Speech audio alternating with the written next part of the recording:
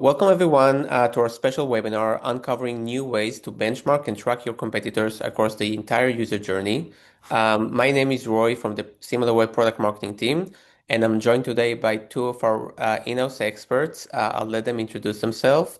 So maybe we can start with you. Yeah, thank you, Roy. Hey everyone, my name's So Mathur. I am a senior customer success manager here at Similarweb. I've been here for about 4 years. And I generally tend to work with customers in the retail and consumer goods space. And really happy to say that we're going to be touching on one of those categories today. But thank you so much for your time and joining. All right. Hello, everyone. Michael here, based in Prague, working as a senior product manager here in our Prague office on the R&D. I'm taking care of the part of the new functionalities and which we're bringing for you today. So looking forward to any feedback that you have for us for everything that you're gonna see today. Thanks for having me. Thank you, Michael. Thank you so. And yeah, we have a very excited agenda today. And before we jump to the live demo and the new flow and the new features that you all been waiting for, we wanna really encourage you to drop any questions that you have during the session in the chat that you have on your sidebar. And when we start the actual platform flow, we really encourage you to open up your Similarweb platform so you can follow our actual steps. But to put some context for today's conversation, obviously it goes without saying that our landscape is changing dramatically just in front of our eyes.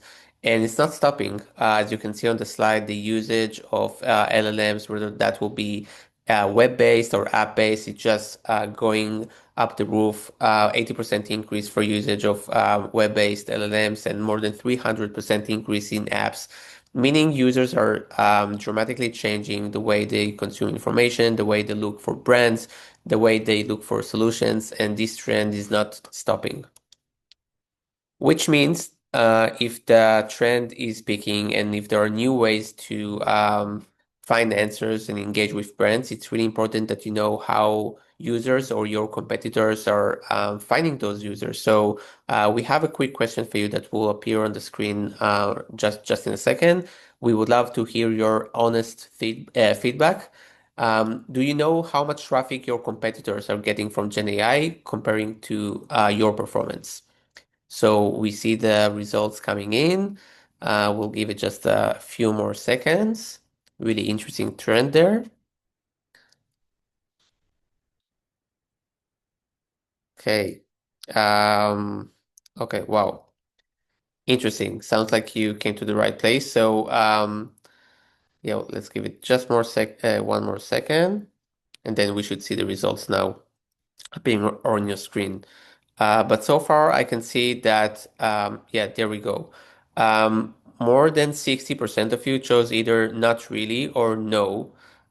So the majority of you can't really say how much traffic your competitors are getting from Gen AI. So is that matching something that you hear from your customers, like a pain point in their daily analysis? Yeah, 100%. There's so many of my customers that have somewhat of an idea of what they need to be focusing on, but I guess the what needs to be done about that is where the gray matter kind of comes into the picture. But I'm glad to say that we're going to be covering some of that today. So hopefully today's webinar is useful to go into that a little bit more. Amazing. Thank you so. And Michael, I know you've been busy also working on a new view that will give people here on the call more visibility and better answers for how to understand how the competitors are doing in different channels, including the new Gen AI channels that we recently introduced in the marketing channel page. We will dive to a real example very shortly.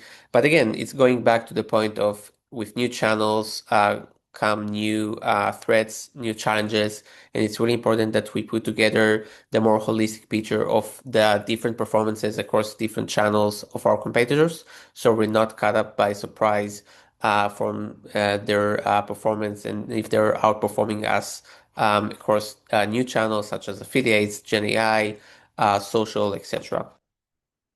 And the reason for that isn't just to track the performance by channel. It's really to ensure that everyone here on the call and every Similarweb customer can understand the complete picture and can really understand their true market position.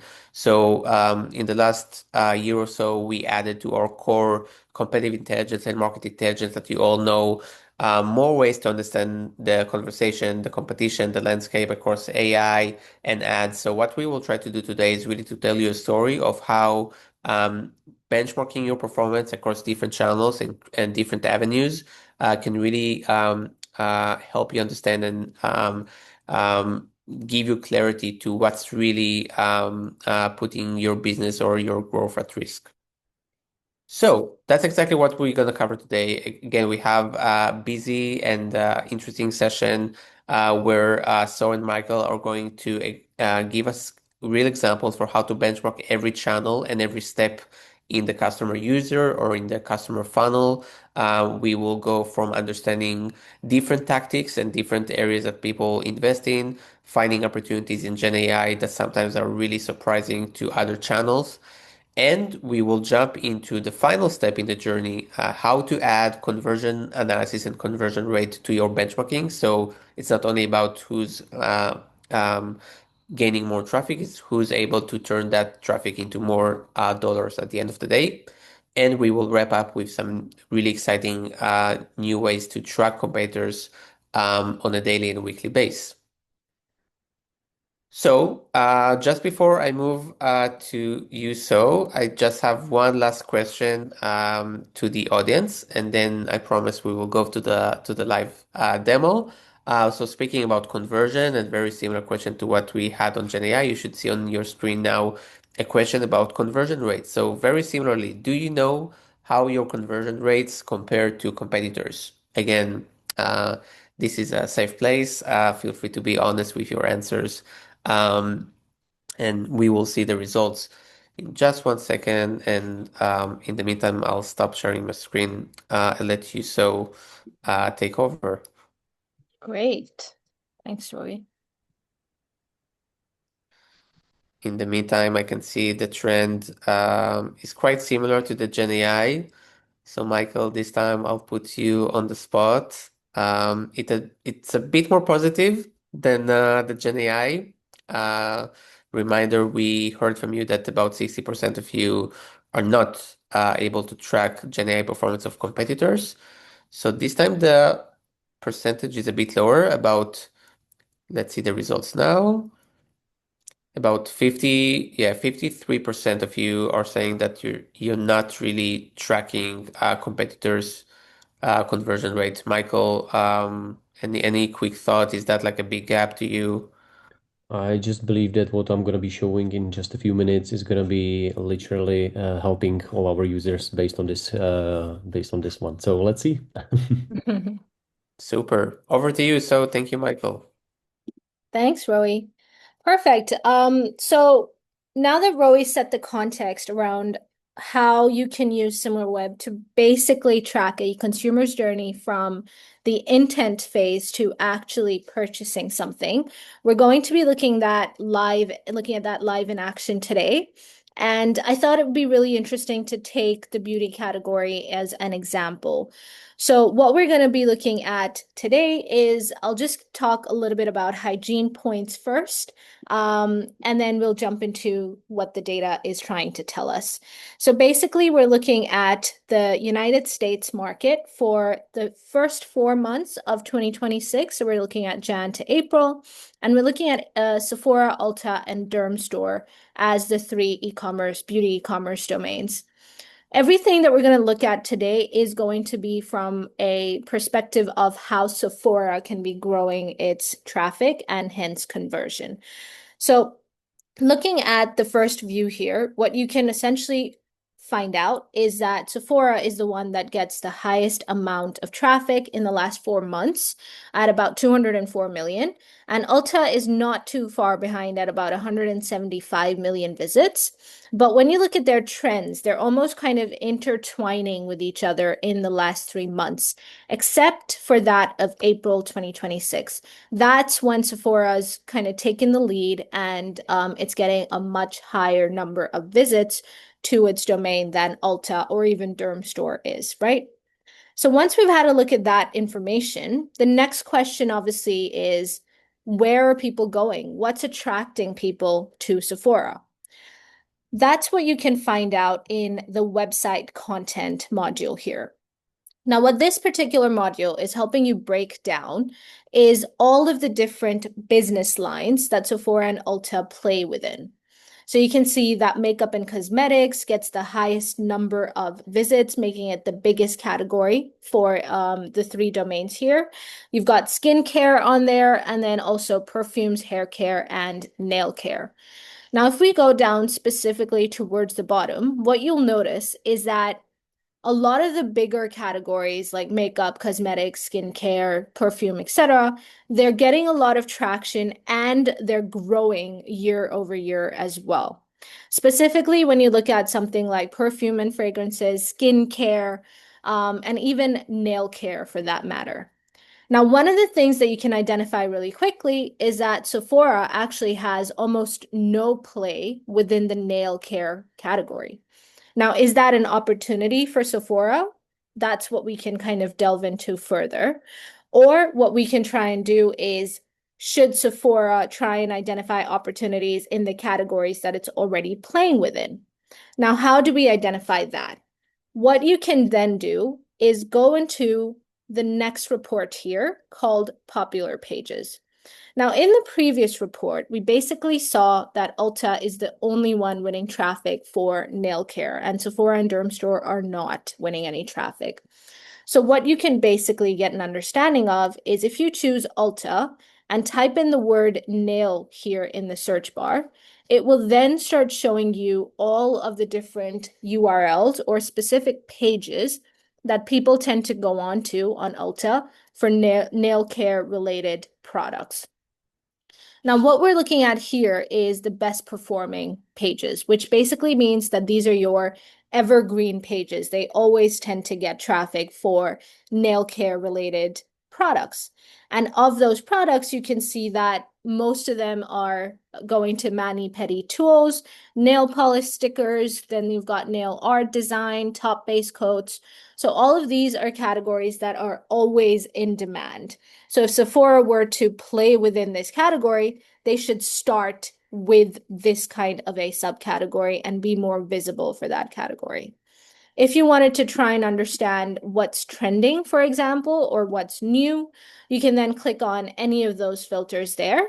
And this will tell you, first of all, which are the ones that are winning more traffic, like press-on nails or dry nail polish. But it will also then tell you how is it growing period over period. So this is looking at Jan to April 2026 versus the previous period.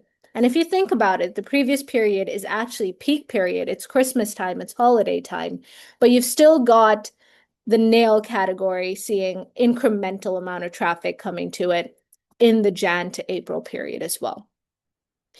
So now that we've been able to identify what categories and subcategories are working well for both Sephora and Ulta, we can now try and see where is that traffic coming from? How is Sephora and Ulta acquiring that traffic?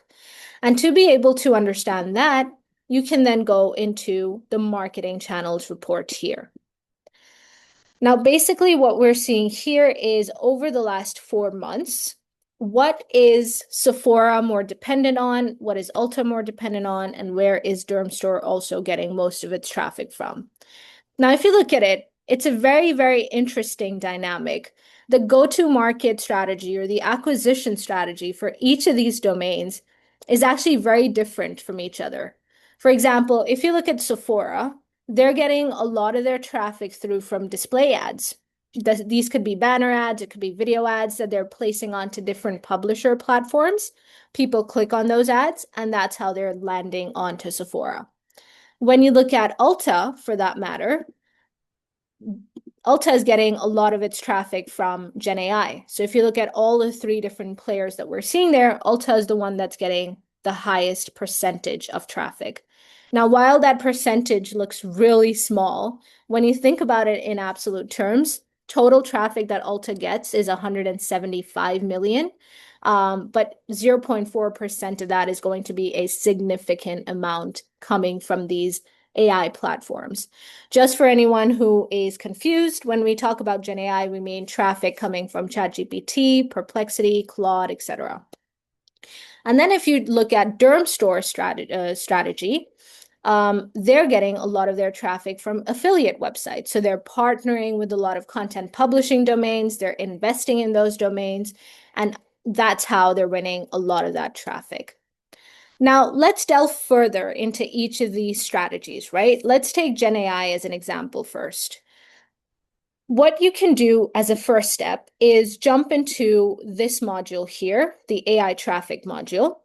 And I do want to pause here for a second and let everyone know that it's quite possible you don't see this in your platform right now, but that's because it isn't part of your current package. If you are interested in looking at this information, I would recommend reaching out to your account manager or CS representative, and they'll be able to help you get access.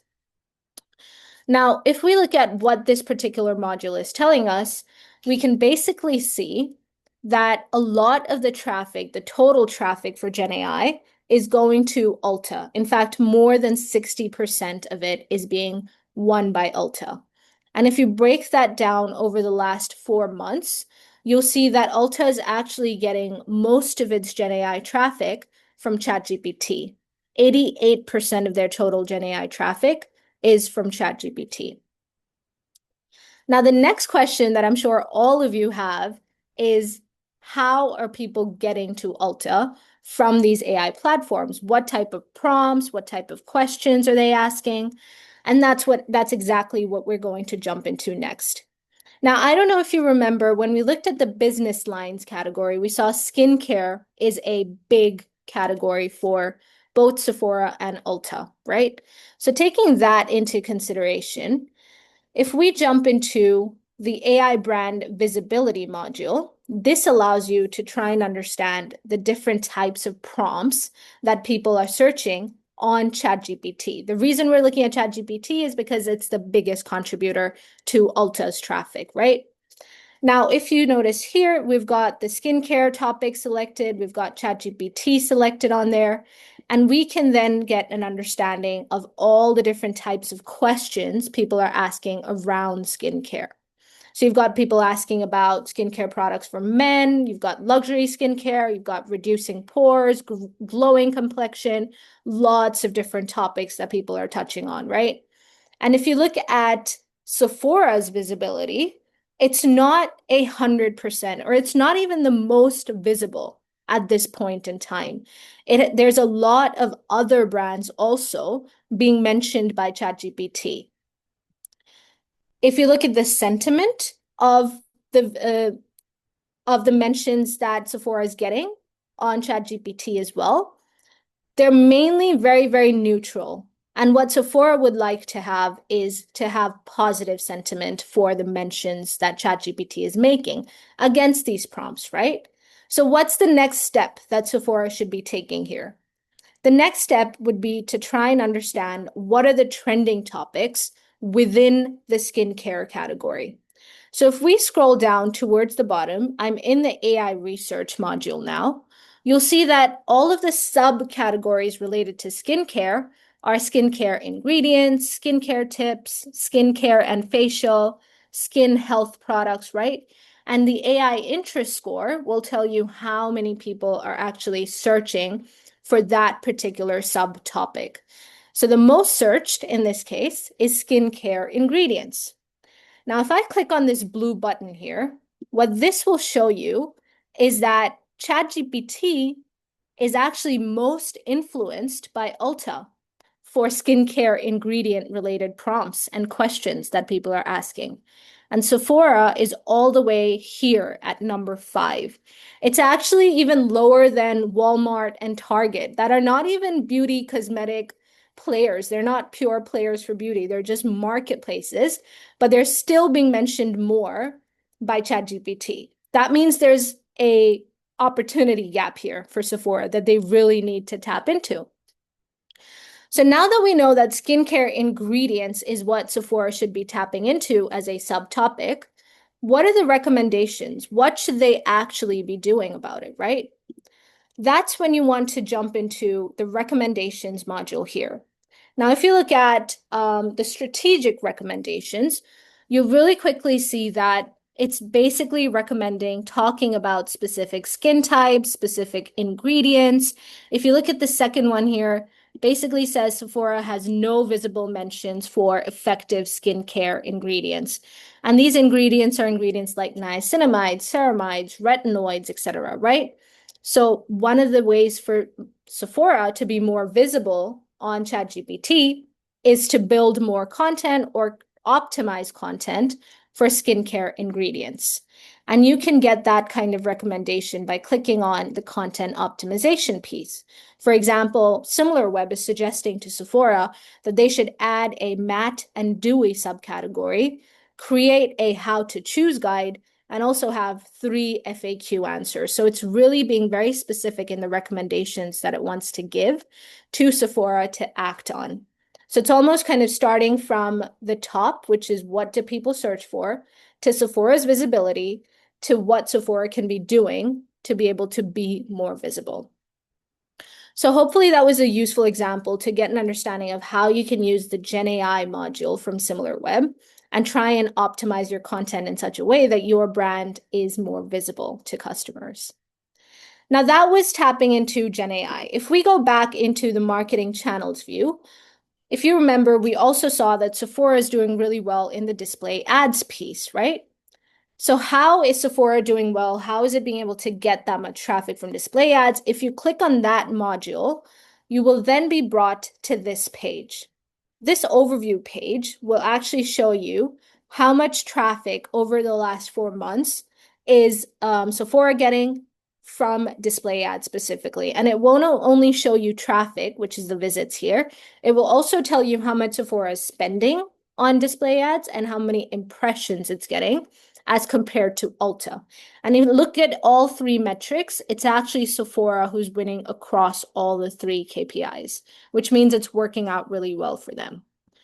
If you break that down from a trend perspective, we're looking at this spend here. You can see that Ulta and Sephora both, they spend a similar amount on display ads until April came into being. That's when Sephora started investing more into display ads. And if you look at it, it was specifically the week of April 9th to April 15th. You can actually break that down further from a daily perspective, and you'll see that it was actually the 10th of April that saw the most amount of traction. They spent the most for the 10th of April, and you can actually see that same impact on visits because that's when they saw more visits coming to them. Now, if we talk about their go-to-market strategy, they're really dependent on mobile web as one of the ways to be able to show that information. They also have a lot of banners that they position onto different publisher platforms. So it's not too much video format. It is banner, which is working well for both Sephora and Ulta.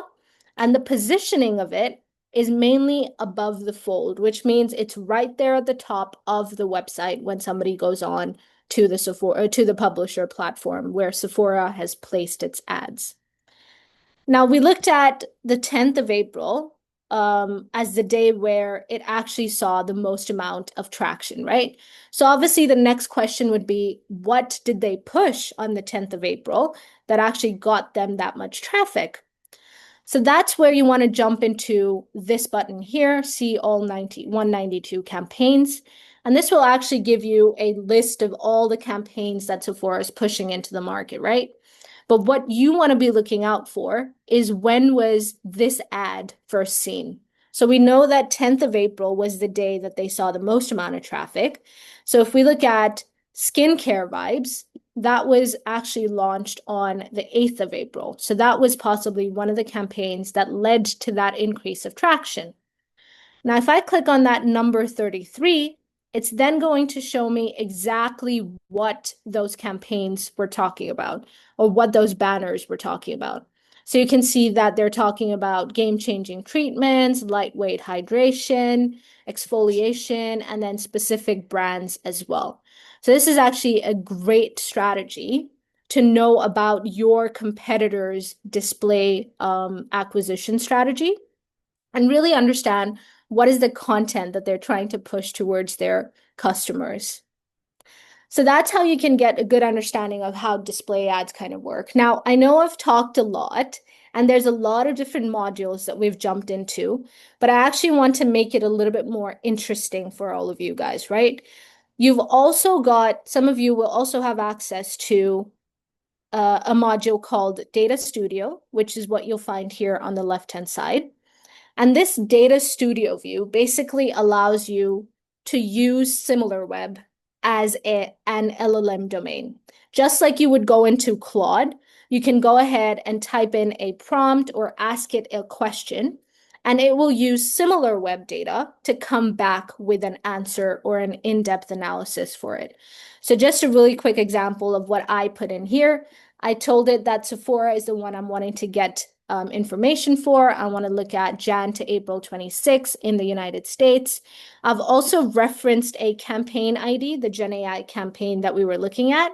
And it basically kind of then goes ahead and captures that information for you, and it will give it to you in a very visual format. So if you look at some of these charts and trends, it will then be very easy for you to be able to create this report and ultimately share it with anyone that you would find it interesting within your organization.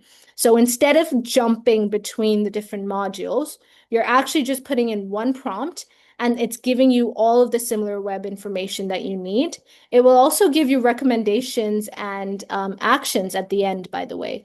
So we'll build an action plan for you. We asked it to tell us how to stop losing share to Ulta, and it will then tell you exactly what you can be doing. So hopefully that was useful to try and understand the intent and how people land onto these different websites.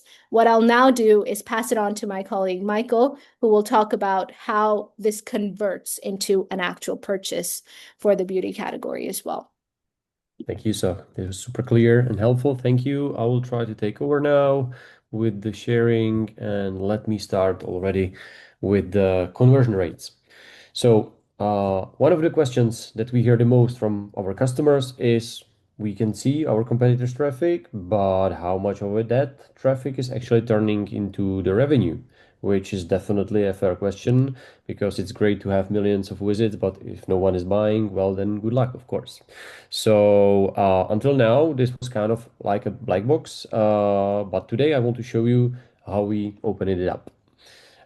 We've introduced a new metrics across Similarweb called conversion rate. We already had conversion analysis and still have conversion analysis widget, but this is not about it. This is completely new data set that we call conversion rates.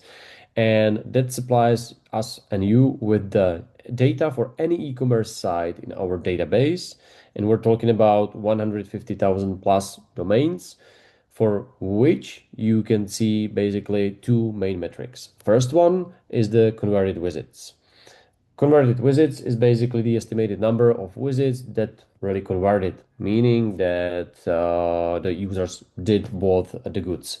So you can ask, but how do you know that? So like, let's imagine, well, for this one, we're using the confirmation page. So you can imagine like you're buying a jacket, for example. You find the right fit, you decide to put it into the basket, you fill in all the details, delivery and everything, you even pay for it, and then you get that so-called thank you page.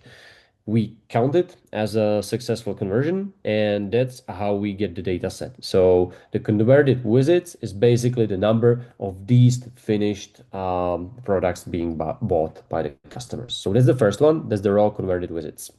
The second one, which is based on that one, is the actual conversion rate. Conversion Michael, rate. just to stop you for a second, we still see the. That's right. I'm gonna go Oh, into the product in just a second. Just wanna do an intro, but yeah, we'll do. Thanks for reminding me. And for then we get the second metric, which you can actually see on the screen, which is the conversion rate, and that is the percentage of the visits which did resulted in a purchase. Meaning that as I was talking about the converted visits, so let's say you have 100 visits of your website, and then you had one converted visits, one customer bought something. So then you have 1% of conversion rate. So to make it a little bit clearer, let's see it live in the demo. So right now I'm again at the website analysis. As you can see on the left menu, website performance, and I'm using the same competitors as were shown before, so Sephora, Ulta, and Dermstore.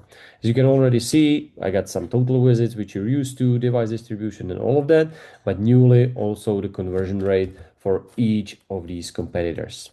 Cool, I got some percentage, but what else? Well, if you go with me to the traffic and engagement, you can actually also see how these are getting improved in the time. So here I will be clicking on the converted visits, and I can already see and tell that Ulta is having the highest converted visits number. But for example, right now the Sephora is getting closer and closer. I can compare it in time. I can see, of course, the Christmas peaks a little bit.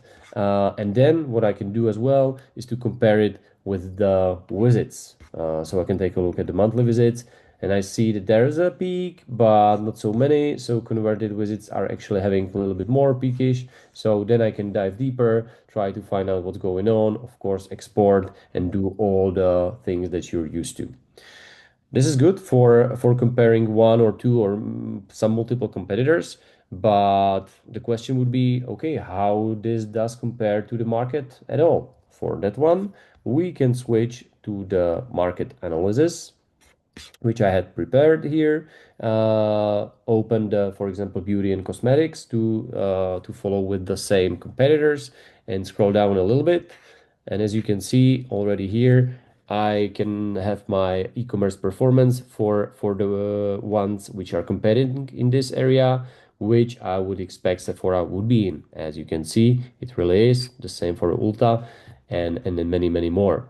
So as I can see, the actual converted visits in this whole industry is this number, which might not be saying that much for now because I cannot tell like how many of them and what is the average. But what is important now is the average conversion rate, which we can see is 6.2%.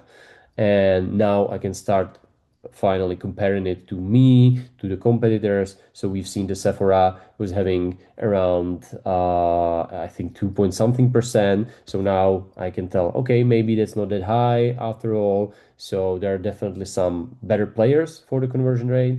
And for that one, I can either check them here as the top players, or I can even go and click explore all players, or go into the players section where I can scroll down a little bit to see the whole table and have it sorted by the conversion rate or converted visits. And now I can see the biggest players. Of course, I can always compare it with the visits itself, see how high my let's go for the Sephora is. Yeah, here it is. So yeah, we get the 2% conversion rate. So if I'm going to go back, yeah, we're going a little bit lower. And all of these are actually doing better. So I can get inspired, use the data and everything for the future. So that's basically for it. Just to recap for the first time, basically you have the info and window into the conversion efficiency, not just the traffic volume, but you can also benchmark it, track it over time, and compare it across these e-commerce domain as was just shown. Basically, this changes the way how you can analyze the competitive performance, and we're excited to see how you use it. So happy to answer any questions right now in the chat, or of course, we're gonna continue in the following parts. So I'm gonna hand over right now to the Roy. Thank you. Thank you, Michael, and thank you so, and mainly thank you, everyone, with all the great questions. We've answered most of them, and as Michael said, we have time at the end of the session to also answer more questions live. But I just want to close the loop. I think I really like the story that so started with how to track different threads and understand different tactics in terms of what's driving traffic to your site. And then the new additional layer of Michael was basically, okay, now that you understood and benchmark your performance from a traffic point of view, it's really important to identify new players that could potentially convert more of that traffic better to your site. So that Ipsy example and other examples for players in the beauty industry that maybe are not like for your business, but those are like best in class to show you how you can improve. But as you know, there's so much that you can do with Similarweb and so many angles to understand the competition. One area that we are really happy to share some major improvements is how to make sure that all of these analyses are not just one and done. What we want to make sure that every user and every company using the platform is able to do is to make sure that you create a habit of really track the alerts and the previous analysis. So you always staying on top of everything that is happening in the market and for every recent competitor move. So hopefully all of you know the homepage. This new view is basically where we really encourage you to start your analysis and your competitive analysis. So if you haven't opened the Similarweb platform, this should be open for everyone here on the call, and feel free to follow these steps. So one thing that is recently new is that we've added recently activity right from the homepage. So for example, if we just talked about Ulta, with a click of a button, you can go back to your previous analysis without the need to recreate it from scratch. And in addition, you can see the line of projects that are important and top of mind for you for your competitive set. So let's say, and of course, you can see at a glance the key KPIs that are important for you and some of the alerts. But what we really want you to do is take a deeper view of all of these alerts. So when you click at one specific project, in addition to, again, all the key metrics, there is one new area that is called competitor alerts with a new view. And this is what I want to show you today. So we took the example of the beauty industry in the US. So let's say I'm Sephora and I set up a competitive project to track what Ulta, Dermostar, and Ipsy are doing on a daily and weekly base. This is a great view split by recent news, social media activities, if news can be PR announcement and like major investment. Social media goes without saying. I can go and click and see the performance of each of the recent posts across different channels, Instagram, Facebook, TikTok, etc. I can even change to a metric view to see the performance by competitor and again, who's winning across each of the channels to really make sure that my social, my PPC teams are A, getting inspired by recent activities and B, understand the impact of these recent activities. And again, we can go to even the ads view and really hop between the different tabs. It will just take a minute to load. In the meantime, we can also look at website content, which are like recent updates to the competitors' website. So if we go back to what's so presented with the business lines, once you understood what are the pages that are driving traffic to a competitor site, you can even look at and see what are the recent changes that they did for the sites and keep jumping between different views. You can, of course, change the time and change the set of competitors. And most importantly, we really encourage you to subscribe to these alerts. This will ensure that in addition to the platform view, you will get an easy digest email sent automatically to your email. So let's see one example. And this is a great way for your, CMO, strategic, busy folks to get all the important information about the competitors in 2 minutes. So you can simply scroll, get the highlights from what's happening in the industry, but also see at a glance what are the main ads, posts, and recent news of every single competitor. So as you can see, it's a really easy to follow experience. So to recap, right from the homepage, easily set up a project, set up your competitive set, and subscribe to get email digest with all the key information that you care about. Right. So we covered a lot, so it's time to recap, and in just a few minutes we will have more time to answer more of the questions. And again, thanks everyone for all the questions. So to take a step back and recap some of the elements that we covered today, we started by understanding the market position, whether that will be at the site level or at the business side level, to really understand how am I performing, and more importantly, how am I performing against the competitions, to really benchmark my performance. Then we dove into the new marketing channel experience, which again, we really recommend you trying it out with our upgraded data and new channels. This experience gives you better and more accurate insights about channel attribution. Then we, of course, went and explored the recent features and insights in the Gen AI model. So again, one of the key channels to keep an eye on and to really understand not only what's driving traffic, but also demonstrated with the new recommendations view.